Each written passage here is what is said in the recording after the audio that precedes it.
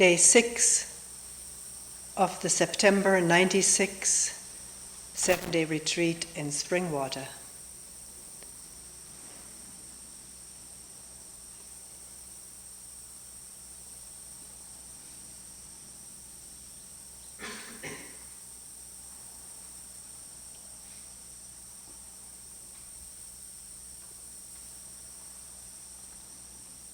Someone saying in a group,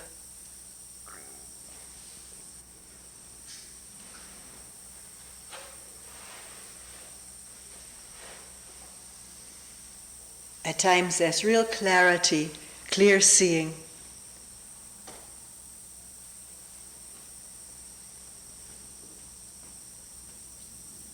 The wholeness, the inseparableness of it all. And then the question comes up, could this seeing be there forever?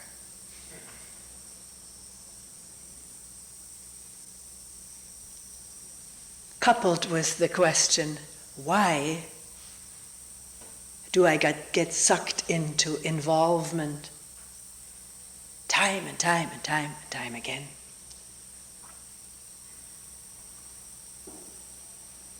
When there is the possibility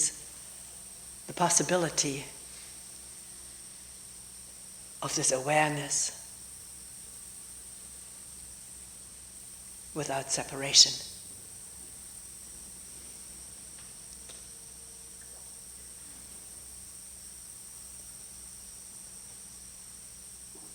Whom is one asking?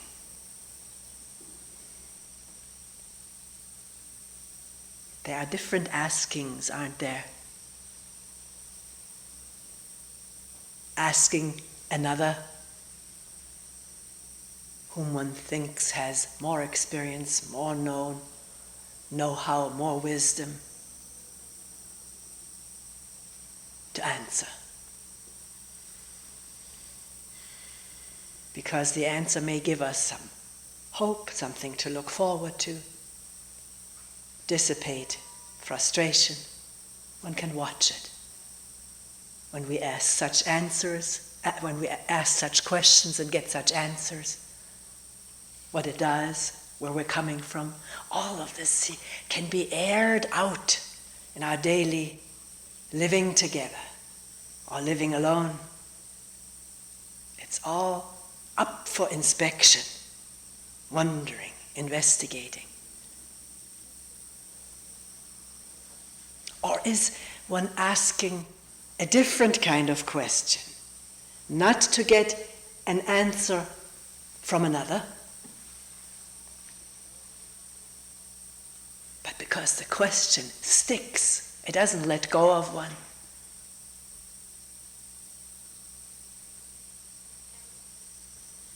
Can seeing be there all the time? Can awareness be there all the time? Is it there all the time? And why this suction into non-awareness, involvement, emotionality?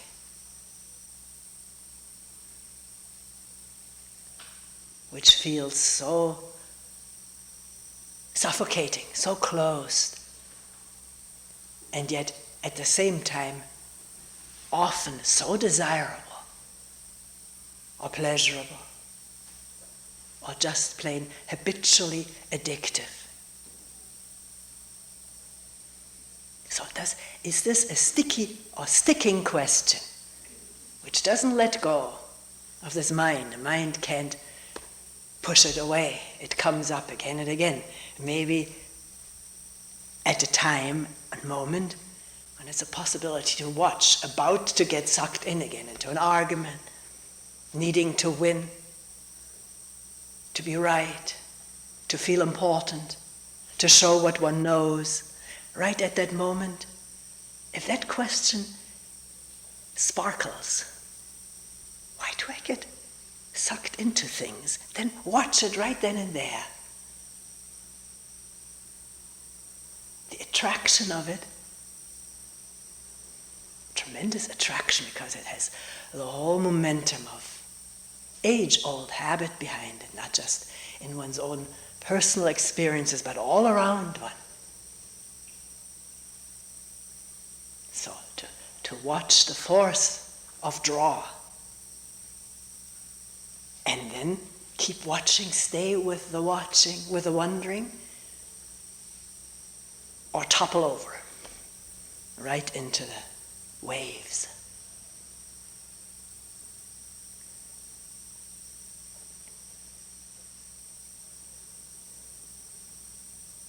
So the question, of course, toward the end of retreat comes up all the time.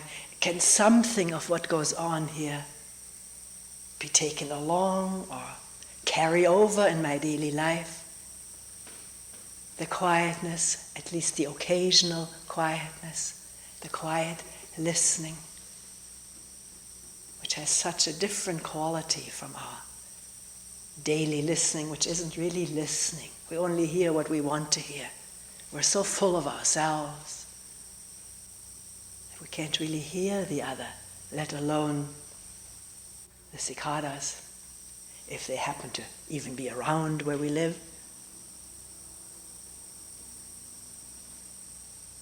But it's not, here's a little aside, it's not really the cicadas. One person said that, full of joy. What am I going to do at home without these cicadas? I said, well, listen to the hum of the refrigerator. The person waved it off and said, it's not the same. And I had to agree it's not the same. But is the listening the same?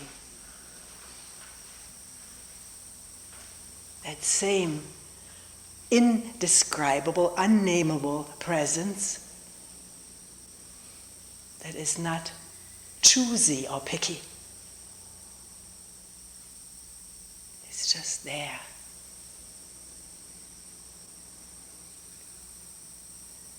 And even though the aliveness of a refrigerator is different from the aliveness of crickets, the listening is the same, unless it's filled with judgment and nostalgia, imagery of what was and can't be had now.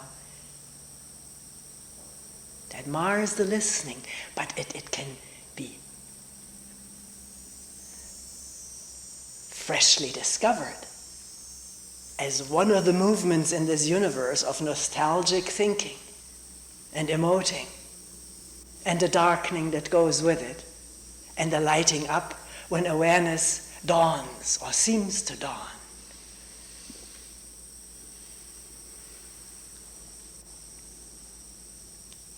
See, this question, is it there all the time? Where is one coming from? Is it a really interested question, like a scientific question one wants to find out, not just one wants it to be this way, but is it so? Because this is what has been proclaimed by the greatest of spiritual teachers. Our true nature, whatever the word has been given to it, is there all the time, immovable, indestructible, unborn.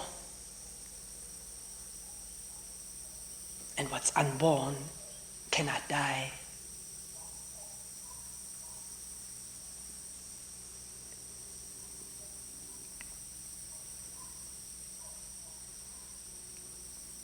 See, we could do an experiment with ourselves, or maybe easier with each other, and ask right now, am I aware? Am I here? And what could you answer but, yes, I am.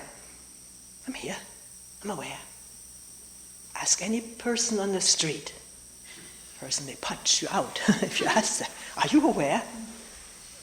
The person, well, what else? Of course I'm aware. Of course, then we say, yes, but, I was dreaming a moment ago before you asked that.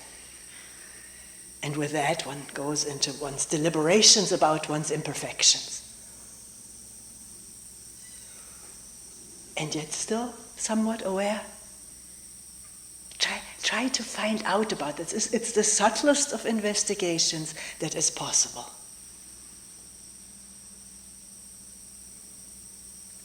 We're talking in a meeting yesterday or the day before, a person mentioning how even on day 5, this stream of thoughts. And yet the way the person reported it was clear. There was awareness of it. And can we shift our so ingrained, so educated, so habitual dealing with the objects of perception, what we see, what we think about, or what we shouldn't think about? Leave the so-called objects alone and remain in the subtlest kind of listening, with the awareness, which is nothing to put your hands on. It's not coarse. It's not fine, but it's the very being of this moment.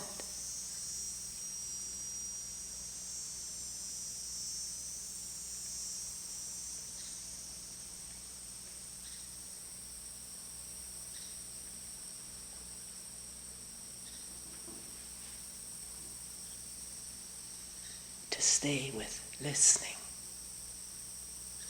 or attending. Use whatever word agrees most with this organism.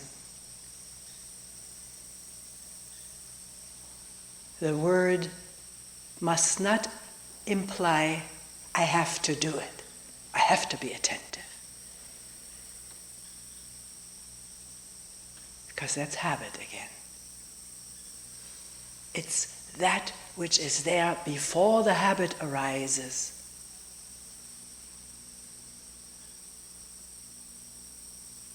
In quietness and spaciousness.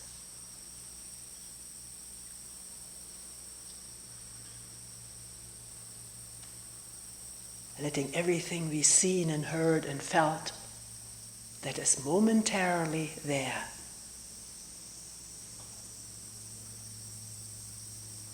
Without any endurance.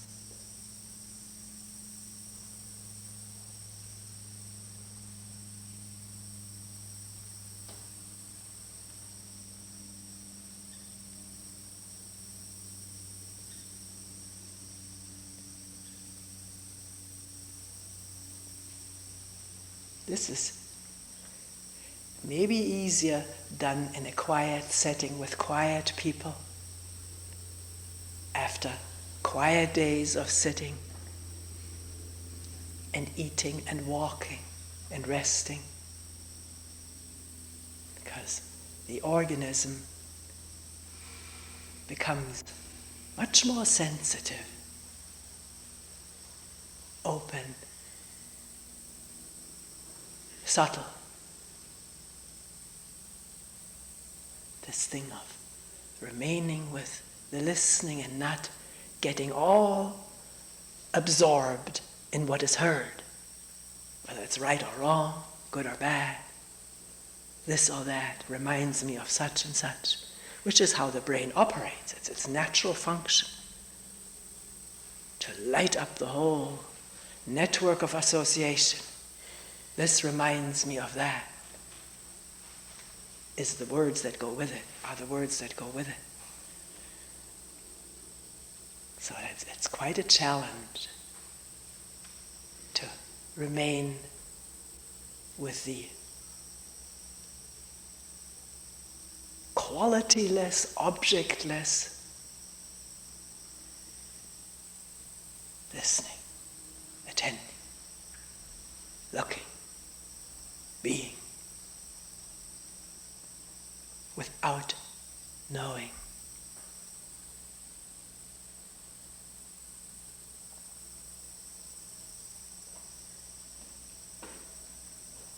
So, is seeing there all the time?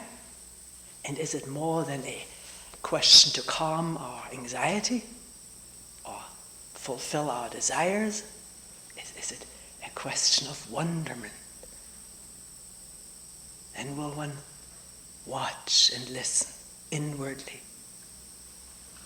I'm saying inwardly, not because inward is separate from outward, but because through habit and education and cultural influences, our tendencies are outward bound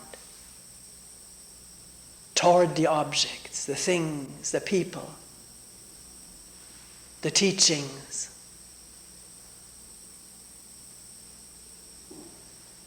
Ideas.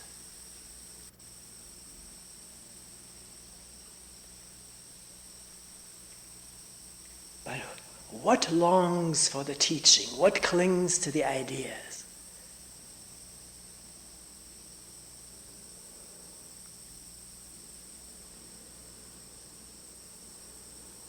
See, the question is tricky. It could remind one of questions one has heard so much repeated.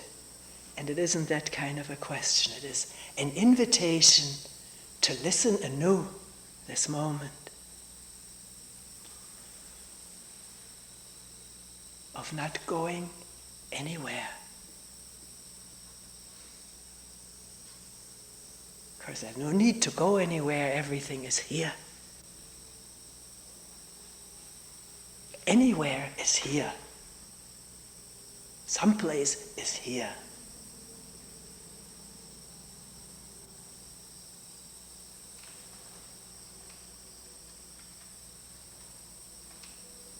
So what is here?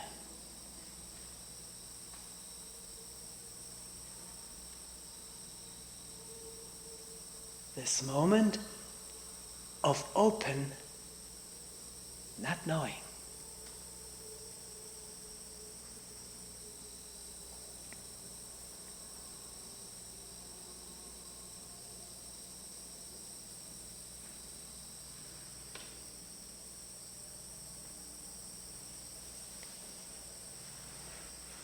So, as we just said, this is easier to come about in a quiet environment, meditative environment. And yet, leaving today or tomorrow or Sunday, one will very likely return to anything but a quiet meditative environment.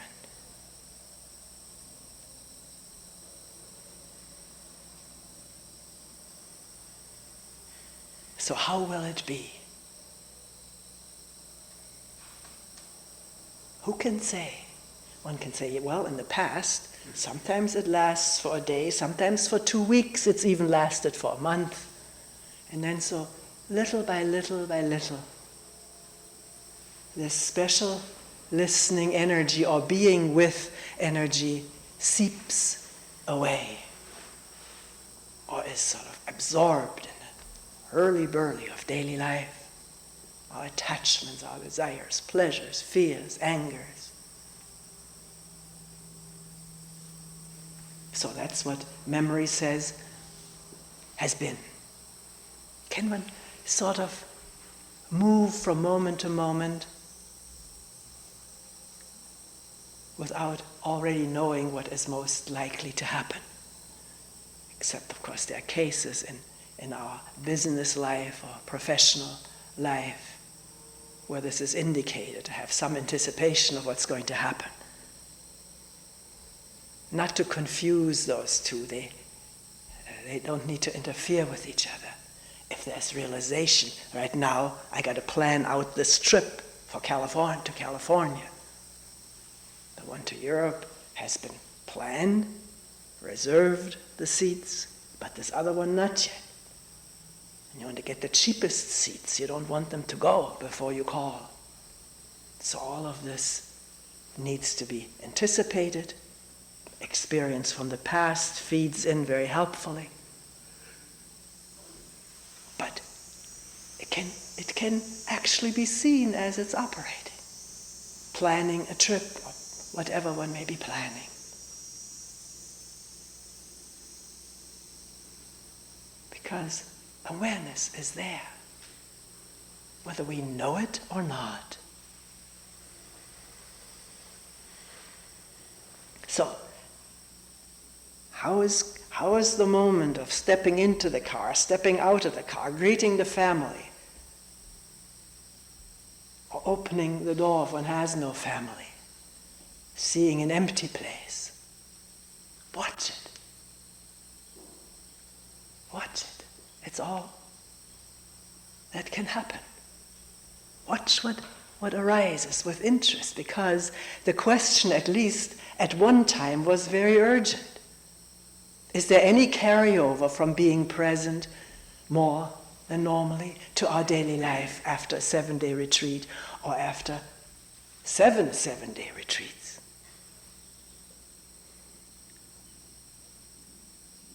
And of course there'll be a lot of inattention. So be it. It is there whether we bemoan it or not. That's the way of this programmed body-mind to do its business very automatically, very efficiently often, unless distorted or blocked by fears, worries, angers. But even that is at any moment possible to illuminate with this question, what is going on right now? To stop, look, and listen. You drive along a street in the country and suddenly there are these crossbars at a railroad. No barriers, just crossbars with those 3 very powerful words, stop, look, and listen. A lot of people don't stop at those places. I've never experienced, Kyle, in all of our driving in former years to Colorado, to the West Coast. Oh, we were always on the way, on the road. He had all this vacation in the summertime. But he never drove over a railroad line without stopping, looking, and listening. He made me listen too. Shut up for a moment.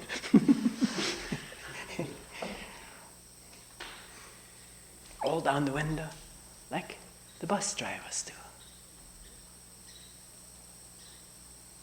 Because even though most of the time nothing happens, it's a dangerous place.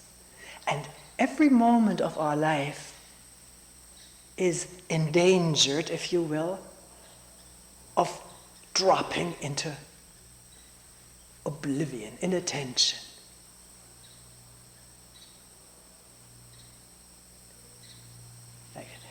This is such a nice story, I've got to tell it again. A person in Germany who came to a retreat, and I like to ask people, how did you get here? I'm interested in that. What brings people to this? And he said, what really originally brought me to meditation was the only light point of my workaday week, he was a bachelor, was my Sunday breakfast, where I brewed my special coffee and soft-boiled an egg and had white toast and butter. And read the paper. That's the danger. Reading the paper is the danger. So, one morning, preparing all of this, he suddenly realized his coffee, his egg, his toast were gone. Not somebody took it, but he wasn't there. He was just getting absorbed in the paper and in the thoughts surrounding it. Not there to taste the goodies. And he figured, if this is possible here, when else it's happening? It must be happening most of the day. What am I doing? What am I saying to people? How do I act? How do I respond? What are my expressions? Because we live so much in the idea of how we are, we may think we're very nice and friendly and don't realize how edgy we are, or unfriendly. How our voice sounds, our gestures communicate. Now, this is may sound like a dangerous enterprise to become self-conscious. And that's not what I'm talking about. Self-consciousness means judgmentalness about oneself. I shouldn't really be like this. I should sound friendly, inviting, or this or that. But this watching has no standards involved in it. It's just like a clear mirror reflecting judgmentless what is going on. Not what should be going on, but what is happening. So that there is a sprouting of wisdom about ourselves and each other, and our daily relationships, how we come on to each other without intending to do so or without even realizing, until this awareness dawns through the fog like the sun this morning.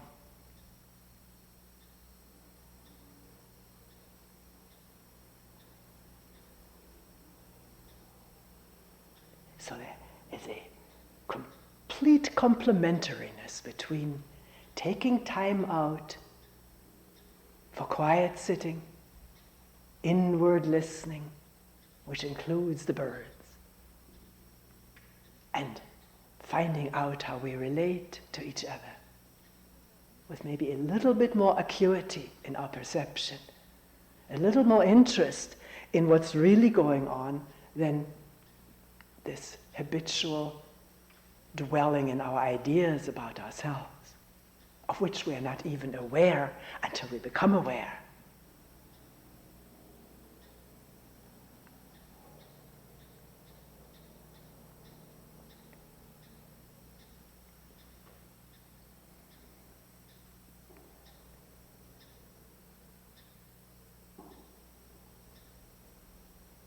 Of course, people ask, is it helpful to do some sitting at home? Find out. Is it helpful to brush one's teeth, to wash the laundry, hang it up to dry, to eat and drink food that doesn't make one feel awful afterwards?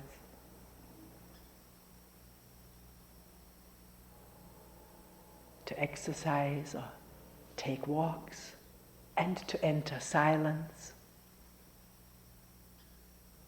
Not so much out of the ambition or desire to get someplace, but to discover the beauty of it, the beauty of silence, in which everything is allowed to be as it is for this moment only.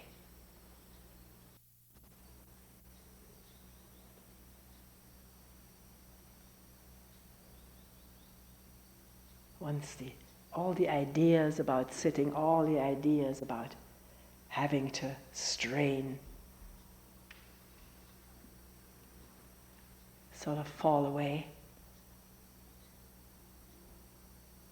one may find this is a most beautiful thing, to just spend a bit of quiet time for everything to reveal itself and maybe drop away.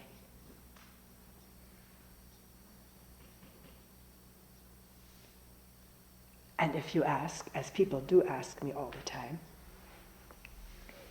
doesn't that take an effort at the beginning? Didn't you make years of effort?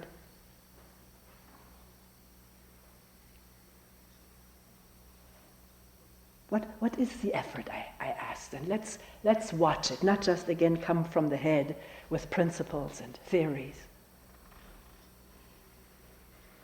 At the moment of maybe the option of sitting for a while, all the other options appearing in the video, in the mind, what I could be doing with my time, and the brain commenting on it, this maybe would be more worthwhile, or this would be more fun.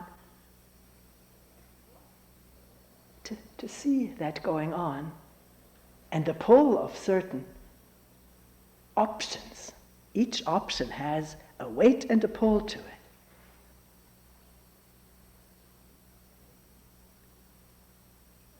And maybe the one with the least weight and the least pull is spending a little bit of quiet time. Maybe not. Maybe that has the strongest pull. But often the other options appear so much more colorful and inviting.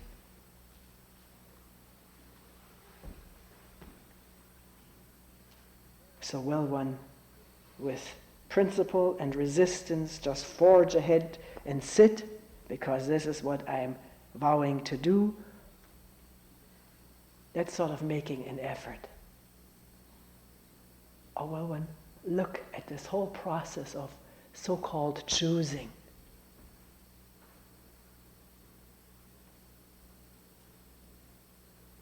And be experimental about spending some quiet time, which is very little considering the whole day or year one spends in so much activity.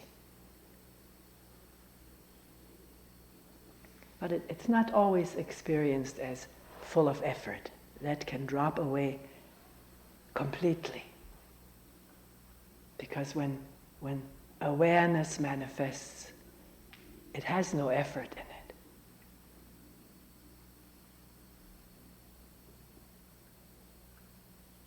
But unless this effortlessness is there, we can't help making an effort. So, in making what we call making the effort, let's watch it. What is it really? What does it break down into? And there's already awareness. And maybe it's easier to watch this as one is sitting down for a moment. I remember when we were still living in another place, we had a basement, a little zendo there. And often it was very hard to make myself go down there to sit. And then I just said, well, maybe just 5 minutes. I don't have enough time. 5 minutes isn't that much. So that was a way of overcoming the hump of resistance. Oh, I've got this and this and this and this and this to do. And the amazing thing was that usually, by the time I looked on the clock, much more than 5 minutes had gone by. Once the hump is gone, so is the effort. Now you may wonder what's happened to her. She's advertising sitting all of a sudden. I don't do this very often. But people keep asking me, so I'm answering. What you do is up to each one of you. And quiet time does not need to take the form of any kind of formal sitting in any particular posture. It's just quieting down wherever one is. Maybe at the office, at the desk, if no monitor is watching one.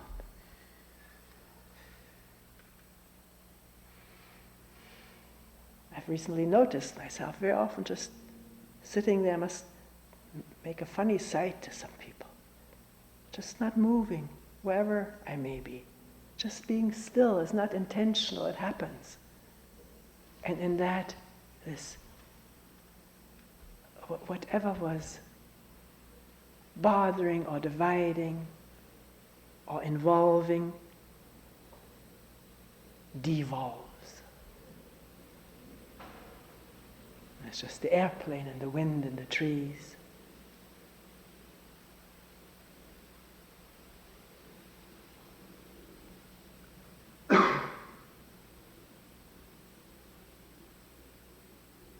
And aliveness that has nothing to do with our usual pleasures.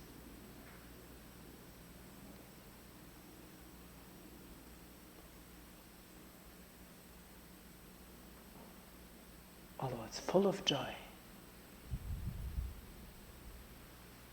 and love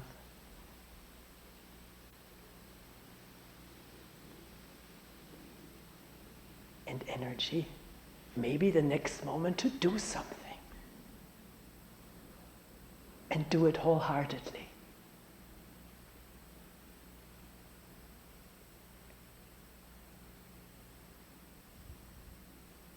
Because very few people want to sit still forever. Who would? There's something in a living organism that wants to express and create. I don't necessarily mean things. Live creatively in relationship. Or alone, but even alone is not out of relationship. No matter whether we're alone or living with someone or many people, we're totally, inseparably related to all of us, everything.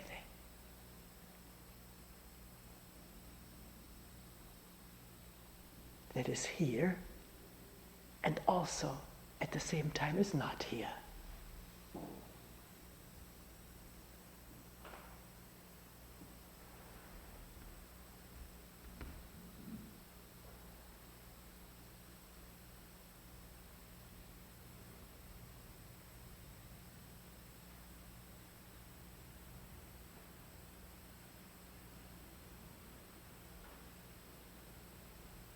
So what can I say about our daily life and meditation? Let's leave it till it happens.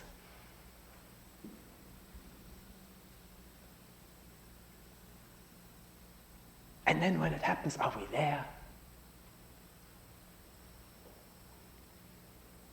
For moments at a time.